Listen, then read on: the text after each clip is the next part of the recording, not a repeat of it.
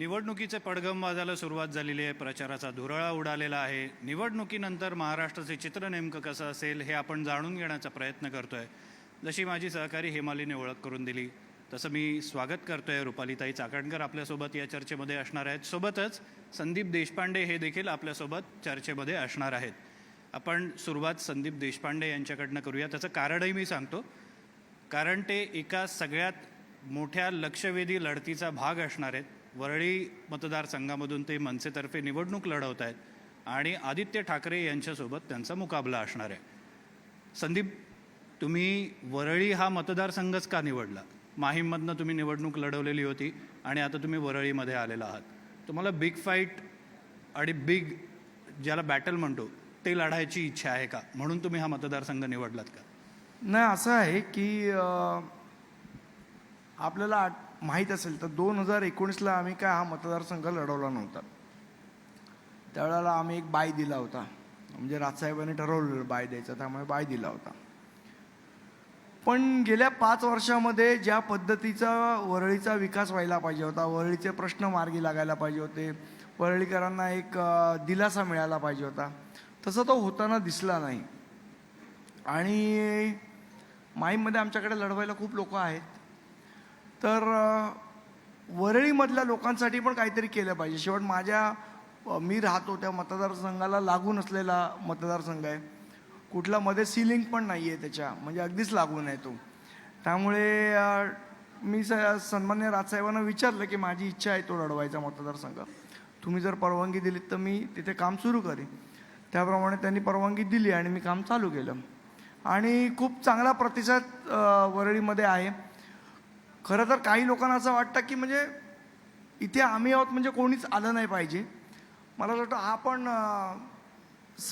गैरसमज जो का आहे तो दूर करणं गरजेचं होतं. तो यावेळेला वरळीकर दूर करतील की कुठलाही मतदारसंघ ही कोणाचीही जागीर नसते, हे एकदा सगळ्यांना कळलं पाहिजे. जसं राहुल गांधींना अमेठीत कळलं, तसं मला असं वाटतं इथे सुद्धा काही लोकांना ते समजणं गरजेचं आहे. तुम्हाला दोघांना एक विचारण्याचा समान धागा आहे, पण तो प्रश्न नंतर विचारतो. ताई, तुमच्याकडे येतो. जशी वरळीची लढत ही खूप प्रॉमिनंट आहे, तशीच बारामतीची लढत पण खूप प्रॉमिनंट झालेली आहे. सगळ्यांचं लक्ष त्या लढतीकडे. योगेंद्र पवार यांना उमेदवारी देणं टाळता आलं असतं का? कारण जसं या आधी अनेक राजकीय पक्षांनी, उदाहरण देऊया आपण वरळीचं, राज ठाकरेंनी उमेदवार दिलेला नव्हता, तसं बारामतीमध्ये करता येणं शक्य नव्हतं का? खरं तर आपण निवडणुकींना सामोरं जातोय आणि एक लोकशाहीचा भाग म्हणून आपण प्रत्येकजण ही निवडणुकीच्या प्रक्रियेमधून जात असताना समाजाला काय हवं, राज्याला काय हवं आणि देशाला काय हवं आणि जनतेचा कौल काय या माध्यमातून देत असतो. त्याच्यामुळं यामध्ये उमेदवार देणं टाळता आलं असतं, पण टाळण्यापेक्षा खऱ्या अर्थानं ज्या व्यक्तीने त्या भागामध्ये काम केलं आहे, एक चांगल्या पद्धतीचं विजन महाराष्ट्राला दिलेले, ती व्यक्ती बारामतीमधून येते. त्याच्यामुळे कोणीही उमेदवार दिला तरी त्याचा काही फारसा फरक पडणार नाही. त्याच्यामुळे लोकशाही पद्धतीने ही निवडणूक लढूयात आणि चांगल्या पद्धतीने लोकांमधला कौल पुन्हा एकदा जनतेसमोर या निमित्तानं दिसेल. जो समान धागा मगाशी मी म्हणत होतो तो असा आहे की घराणेशाही हा मुद्दा जसा वरळीमध्ये तसंच बारामतीमध्ये. घराणेशाहीबद्दल आपलं मत काय आहे? कारण अमित ठाकरेंना पण माहीममधनं उमेदवारी दिलेली आहे आणि तुम्ही लढताय आदित्य ठाकरेंविरोधात, तर घराणेशाहीबद्दल आपल्या पक्षाचं मत नेमकं काय आहे? मला असं वाटतं की 2 गोष्टी आहेत त्याच्यामध्ये.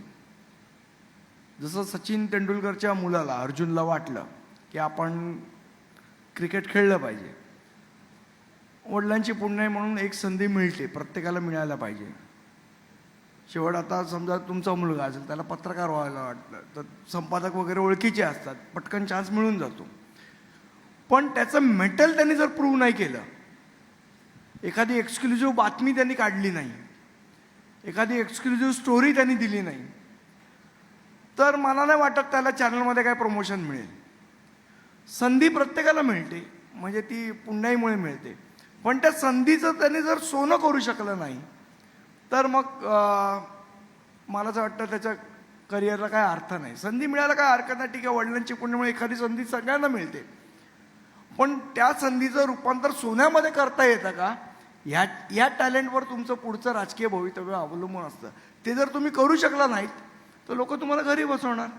तुम्ही जर चांगलं क्रिकेट खेळलं नाहीत तर तुम्हाला IPLच्या पुढे चान्स नाही मिळत. तुम्ही जर चांगली म्हणजे वडिलांमुळे एखादा सिनेमा मिळतो कुमार गौरवसारख्याला, पण पुढे काहीच होत नाही. त्यामुळे मला असं वाटतं संधी मिळण्यात काही प्रॉब्लेम नाही आहे. त्या संधीचं सोन्यात रूपांतर करता आलं पाहिजे, हा इम्पॉर्टंट विषय आहे. ताई, जसा शरद पवारांच्या राष्ट्रवादी काँग्रेसवर आरोप होता घराणेशाहीचा, तसाच आरोप आता तुमच्या पक्षावर पण लागतो. सेम धागा आहे. घराणेशाहीच्या आरोपाला तुम्ही कसं उत्तर देणार? कारण बघा, असं आहे की सुनेत्राताई झाल्या, पार्थ पवार झाले, स्वतः अजितदादा आहेत, आणि त्यांच्या विरोधात तुमच्याच घरातला म्हणजे पवारांच्याच कुटुंबातला एक माणूस लढतोय. सगळं बारामतीचं राजकारण हे पवार कुटुंबामध्येच फिरतंय असा आरोप केला जातो. याच्यामध्ये मला असं वाटतं की महाराष्ट्राचं राजकारण हे बारामतीमधूनच सुरू होतं. त्याच्यामुळं संपूर्ण महाराष्ट्राचं आणि आपल्या सगळ्यांचंच लक्ष हे बारामतीकडे कायम राहिलेलं आहे. पण वडील डॉक्टर आहेत म्हणून मुलगा डॉक्टर होत नाही, त्याला स्वतःला प्रॅक्टिस करावी लागते. आणि जसं संदीपजी म्हटले की एकदा संधी मिळू शकते, पण जनतेमधला कौल असा असतो की जनतेला काय दिलंय, जो कोणी उमेदवार असेल, जो कोणी लोकप्रतिनिधी असेल, तर एकदा 5 वर्षाची संधी दिल्यानंतर पुढच्या 5 वर्षामध्ये त्याचं काम पाहिलं जातं. त्याच्यामुळे मला असं वाटतं की घराणेशाहीचा आरोप हा सगळ्याच पक्षामध्ये केला जातो.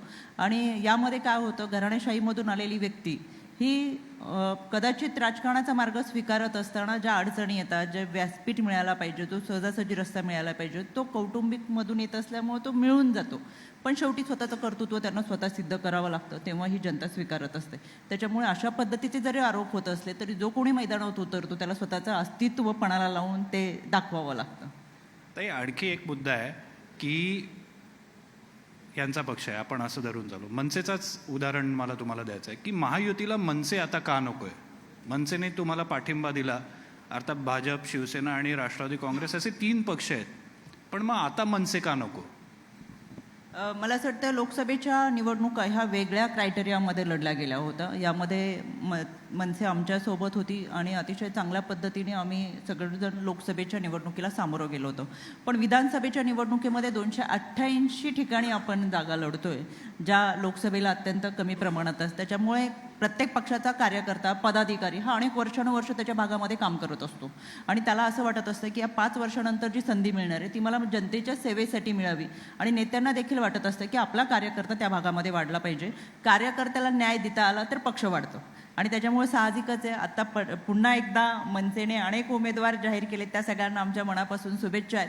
शेवटी कार्यकर्ता हा पक्षाचा कणा असतो, संघटना हा पाया असतो आणि ही संघटना आणि कार्यकर्ता जपण्याचा प्रयत्न मनसेने त्यांच्या माध्यमातून केलेला आहे आणि काही ठिकाणी ते आम्हाला बरोबरीने साथ देतील. संदीपजी? मनसे आम्ही ही निवडणूक लढवतोय आणि मला असं वाटतं की कसं आहे, लोकसभेची परिस्थिती वेगळी होती, विधानसभेची परिस्थिती वेगळी आहे. लोकसभेला मोदी पंतप्रधान व्हावेत म्हणून राजसाहेबांनी पाठिंबा दिला होता. त्याच वेळेला आपल्याला आठवत असेल तर शिवतीर्थावर त्यांनी सांगितलं होतं की आता विधानसभेच्या तयारीला लागा.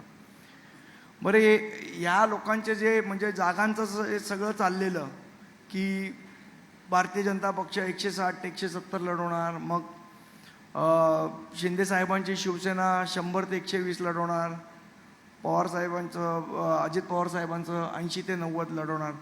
तर ऑलरेडी त्या जागा मला असं वाटतं 400च्या आसपास झाल्या होत्या 288 पैकी. त्यामुळे आम्ही त्याच्यामध्ये घुसून अजून ह्यांना त्रास देण्यामध्ये काय अर्थ नव्हता. म्हणजे 288 पैकी 400 जागा लढवतच होते 3 जण मिळून. त्यात आम्ही गेलो असतो तर 450 वगैरे जागा झाल्या असतात 288च्या. त्यामुळे आम्ही विचार केला की आपण वेगळं लढवलेलं चांगलं. आणि मुळात असं आहे की महाराष्ट्र नवनिर्माण सेना एक विजन घेऊन एक लोकांपर्यंत म्हणजे नो हार्ड फिलिंग्स आहे, पण महायुती किंवा महाविकास आघाडी याच्यापेक्षा एक वेगळा पर्याय जनतेला मिळाला पाहिजे. ज्या पद्धतीचं राजकारण हे गेल्या 5 वर्षात महाराष्ट्राने बघितलं, म्हणजे आता तर कोण कुठल्या पक्षात इलेक्शनच्या आधी जाईल याची काय हे नाही. म्हणजे भाजपचा असलेले मुरजी पटेल पटकन शिंदे साहेबांकडे जातात, निलेश राणे शिंदे साहेबांकडनं निवडणूक लढवतात, मग शिंदे साहेबांचा कोणतरी भाजपमध्ये जाऊन निवडणूक. असं राजकारण मी 1988 पासून फॉलो करतो राजकारण. मी तरी असं बघितलं नव्हतं की एवढ्या इझिली माणूस पक्ष बदलतो. एवढं इझिली तर आपण कपडे नाही बदलत, तेवढं इझिली माणूस पक्ष बदलतोय. मग मला वाटत नाही की जर पुढची पिढी हे बघत असेल तर हे राजकारण असंच असतं, असं जर त्यांचा समज झाला तर ती आपली चूक ठरेल. आज असं आहे की वाईट परिस्थिती कुठल्या पक्षाला येत नाही का, तर सगळ्यांना येते. चांगली परिस्थिती आपल्या इवन घरामध्ये पण, आपल्या बिझनेसमध्ये पण, आपण करतो ते व्यवसायामध्ये पण, बॅड पॅच गुड पॅच क्रिकेटियरच्या पण आयुष्यात असतो. पण याचा अर्थ तो टीम नाही ना बदलत की आता सध्या पाकिस्तानची टीम जिंकते, चला मी इंडिया सोडून पाकिस्तानमध्ये जाऊन खेळेन, असं नाही होत. मला असं वाटतं हा प्रत्येकाची टीम काय त्याचा विचार करून ते केलं पाहिजे. पण ठीक आहे, म्हणजे हा शेवट ज्याच्या त्याचा वैयक्तिक प्रश्न आहे, ज्याच्या त्याच्या विचारधारेचा विषय आहे. प्रत्येकाने विचार केला पाहिजे. कदाचित आमची विचारधारा लोकांना चुकीची वाटेल की हा का मूर्खासारखा बडबडतोय, उलट जिंकणाऱ्या पक्ष त्यांनी जाळला पाहिजे, असाही विचार करणारे लोक असू शकतात. शेवट ज्याच्या त्याचा विचार आहे. संदीपजी, एकूण राजकीय परिस्थिती बघता सध्या एका पक्षाचं सरकार येणं हे जवळपास अशक्य आहे. आघाडी किंवा युती कोणासोबत तरी जाणं हे गरजेचं आहे. राज ठाकरेंनी असं म्हटलं की आमची सत्ता येणार, आम्ही सत्तेत बसणार. कोणत्याही युती आघाडीशिवाय हे कसं काय शक्य आहे? होत ना, पण त्या जर तरच्या प्रश्नाला आज उत्तर द्यायची गरज नाही ना. पण करावं तर लागेल, कारण परिस्थिती तशी आहे. 20 नोव्हेंबर 2024ला इलेक्शन होईल. 23 नोव्हेंबरला रिझल्ट लागेल. त्याच्यानंतर माझी विनंती आहे श्रीरंगजी, तुम्ही पुन्हा एकदा बोलवा, आपण यावर निश्चित चर्चा करू. आज जी गोष्ट घडलीच नाही आहे त्या गोष्टीचा एवढा विचार करायचा, एवढं इमॅजिन करायचं की मग आमच्या किती येतील, यांच्या किती येतील, महाविकास आघाडीच्या किती. बरं, ते जे एक्झिट पोल आणि आकडे ते पण फेल व्हायला लागले आता त्या हरियाणामध्ये बघितलं. म्हणजे त्याच्यावर हे करून विचार करायचा तर तेही फेल जातात. त्यामुळे आत्ता आपण इलेक्शन लढूया, आपले जास्तीत जास्त आमदार येतील याचा प्रयत्न करूया, हा आमचा विचार आहे. जास्तीत जास्त आमदार कसे येतील निवडून याचा प्रयत्न करूया, आणि मग महाराष्ट्राच्या भल्यासाठी जे योग्य असेल निर्णय राजसाहेब घेतील 23 नोव्हेंबरचा रिझल्ट लागल्यावर. पण सत्तेत असू एवढं नक्की. ताई, सत्तेत असू म्हणतायत, तुम्हालाही आशा आहे की सत्तेत येणार. असा मित्रपक्ष जर तुम्हाला लाभला, त्यांचे आमदार आले एक सायझेबल संख्या, आणि जर तुम्हाला गरज वाटली सत्ता स्थापन करण्यासाठी यांची मदत घ्यायची, पुन्हा एकदा जरतरचाच प्रश्न आहे मला माहिती आहे, पण असा मित्र चालेल का? का अजून दुसऱ्या लोकांसाठी पण तुमचे दरवाजे खुले असतील जे तुमच्या पक्षातनं इतर पक्षात गेलेत किंवा तुमचे जुने मित्रपक्ष आहेत? गेले काही महिन्यांपासून महायुती सरकारने महाराष्ट्रामध्ये जे काही काम केलं ते अतिशय उत्तम असं काम केलं. अगदी दुर्बल घटकांसाठी असेल, शैक्षणिक योजना असतील, आमची लाडकी बहीण योजना असेल, एक लाडकी योजना असतील, आणि या सगळ्यांमध्ये आम्हाला जो आत्मविश्वास वाटतो तो यासाठी की आत्ता 4,64,00,000 ह्या महिला मतदार आहेत आणि नव्यानं येणाऱ्या महिला मतदार ह्या जवळजवळ 9 लाख आहेत. यामध्ये आम्हाला ज्या महिला मतदान करणार आहेत त्याच्यामध्ये सर्वाधिकपणे आम्हाला एक विश्वास वाटतो ते म्हणजे सत्तेत येणार ते महायुती सरकारच. आणि त्याच्यामुळे पुन्हा एकदा मनसे आमच्यासोबत येत असेल किंवा सत्ता स्थापन करत असेल, जी काही गणितं जुळतील त्याच्यामध्ये प्राधान्यक्रमाने हे सगळे विषय पक्षश्रेष्ठींच्या माध्यमातून घेतले जातील आणि त्याचा आम्हाला आनंद वाटेल. ताई, लाडकी बहीणचा तुम्ही उल्लेख केलात. लाडकी बहीण गेम चेंजर ठरणार असं म्हणतात, पण अनेकांना वाटतं की अशा पद्धतीनं कोणाला मोफत पैसे देऊ नयेत, त्यापेक्षा महिलांना सक्षम करावं. फ्री बीचं जे राजकारण आहे जे संपूर्ण देशामध्ये, त्याच्याबद्दल तुमचं काय मत आहे? संजय गांधी निराधार योजना जेव्हा सुरू झाली होती किंवा अशा अनेक योजना सुरू झाल्या होत्या त्या देखील अशाच मोफत दिलेल्या होत्या. पण त्यावेळेस विरोधामध्ये असलेल्याने आत्ता सत्तेत असलेल्याने कोणत्याही पद्धतीचं असं राजकारण कोणत्याही गोष्टीवरून केलं नाही.